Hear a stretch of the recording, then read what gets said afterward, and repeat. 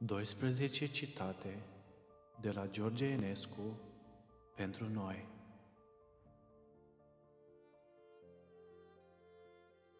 Muzica este o putere spirituală, în stare să lege toți oamenii între ei.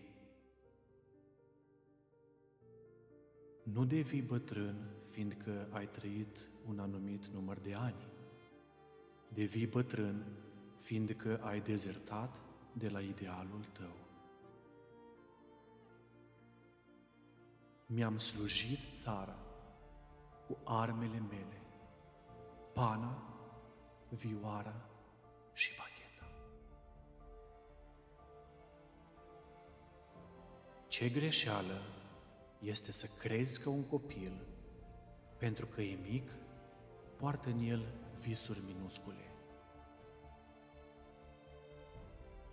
Muzica oglindește toate misterioasele ondulații ale sufletului, fără putință de prefăcătorie.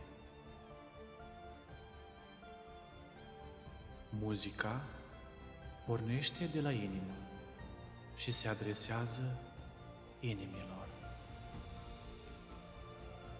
Mă exprim mai bine prin note decât prin cuvinte. Simplitatea mea e o eliberare de necesități materiale. Să-ți creezi cât mai puține necesități. Iată filosofia vieții.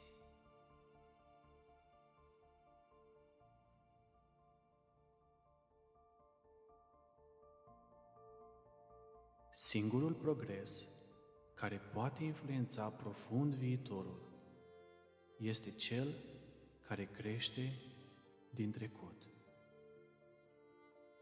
Odihnește-te de muncă prin muncă. Originalitatea se obține numai atunci când nu o cauți. Îmi iubesc pământul natal. Nu pot sta nicăieri printre străini mai mult de 2 luni.